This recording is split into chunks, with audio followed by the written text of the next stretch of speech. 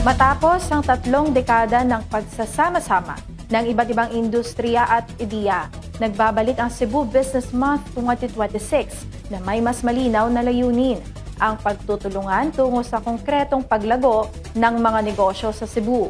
Alamin ang detalye mula kay Jim Rabiosa.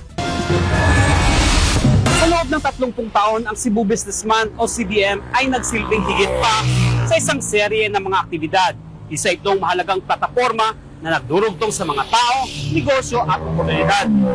Ngayong 2026, ipinagpapatuloy ito ng Cebu Chamber of Commerce and Industry o CCCI sa ilalim ng temang Padayon Cebu na sumasalamin sa kahalagahan ng tuloy-tuloy na kooperasyon at sama-samang pagunlad. Ngayong taon, mas malinaw at mas detalyado ang direksyon ng Cebu Business Month 2026. Sa loob ng 2 buwan, layunin nitong hindi lamang pagsamahin ang iba't ibang sektor, kundi gawing aksyon ang mga ideya at gawing konkretong resulta ang mga talakayan. Lalahukan ito ng mga negosyo, MSMEs, startups, creatives at kabataan bilang bahagi na mas pinalawak na kolaborasyon. Ayon kay Brian Yap, overall chairman ng Cebu Business Month 2026, mahirap tukuyin ang iisang tampok ng selebrasyon. Ngunit malinaw anya na ang lumalalim na kolaborasyon ang nangingibabaw ngayong taon, lalo na sa pagkakaisa ng 4 na business chambers sa Cebu at mga katuwang mula sa iba't ibang lugar. I think hard to say the highlight. I think the most highlighted siguro is really we see really more people working together yun. As mentioned nga, all 4 chambers are working together, even outside Cebu. We're working with more partners. There's something to do increase partners from Manila. You see a lot of the younger generation also getting involved, working with the province and Cebu City as well. So it's really the partnerships good ang highlight good this year yun. I think each of the event manggod will really have their own value and contribution into the transformation of Cebu yun. Binigyang diin niya ang pagdami ng kabataang profesional na aktibong nakikilahok at nakikipagtulungan sa pamalaang panlunsod at panlalawigan. Dagdag pa niya, bawat aktibidad ng CBM ay may mahalagang ambag sa patuloy na pag-unlad ng Cebu. Isa sa mga inaabang tampok ay ang pagbabalik ng isang malaking pagtitipon sa larangan ng advertising na tatawaging Philippine Advertising Conference, kung saan inaasahang dadalo ang 500 hanggat 1,000 kalahok. Ad Congress has always been in Cebu before.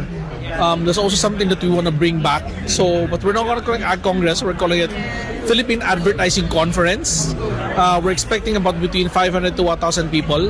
So we're bringing in the expert people from Unilever, from YouTube, from TikTok.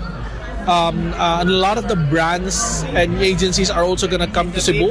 Hopefully, it really does bring back regional travel and more MICE business for us. Kabilang sa mga tampok na aktibidad ang grand opening sa Mayo 22 sa SM Seaside City, Cebu. Susundan ito ng Bicon 2026 sa Mactan, Newtown na magpapakita ng paglago ng digital content industry, kung saan inaasahang dadalo ang 20,000 hanggang 25,000 katao sa isang beachside na selebrasyon. Isasagawa rin ang iba pang aktibidad tulad ng Investment and Entrepreneurship Summit, Technology and Innovation Forum, Tourism and MICE Summit, Business in Golf Tournament, Good Design, Good Business Summit, Youth Summit at Consumer Expo. Magtatapos ang serye sa Grand Chamber Awards bilang pagkilala sa mga individual at organisasyong may ambag sa ekonomiya ng Cebu. Nagsimula ang CBM noong 1991 bilang Cebu Business Day, lumawak bilang isang linggong selebrasyon at kalaunan ay idineklara bilang Cebu Business Month noong 1996 sa pamamagitan ng Presidential Proclamation No. 748. Mula noon, patuloy itong umunlad kasabay ng pagbabago ng mundo ng negosyo. Samantala, binigyang diin ni Regan Rix King, Pangulo ng Cebu Chamber of Commerce and Industry, na ang pagkakaisa ng iba't ibang business chambers sa Cebu ang susi upang makahikayat ng mas maraming mamumuhunan at matugunan ang mga hamong pang-ekonomiya. It's very important that we move as one, united ang tanan mga chambers, because in the end of the day, we are just promoting one Cebu. If we go there as one, it creates a strong message that wherever these people come in Cebu, they will not be confused, because in the end of the day, if they approach Cebu Chamber, if they approach Mandawi Chamber, if they approach Talisa Chamber, they get a unified support from every Cebuanos. Dagdag pa ni King, kabiyang sa mga isyong kinakaharap ang pagtaas ng presyo ng langis at kahirapan. Anya, hindi lamang ito pag-uusapan sa CBM 2026, kundi magsisilbi rin itong lunsaran ng mga solusyon sa pamamagitan ng pagtutulungan ng mga negosyante. Yes, it's always been a part, because CBM is all about solutions to every challenges.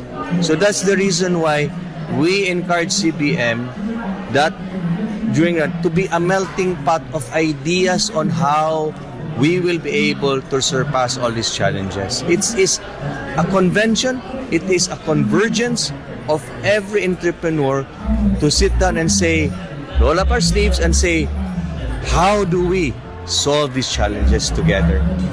Ipinapakita ng CBM ang mas malinaw na direksyon para sa komunidad ng negosyo sa Cebu.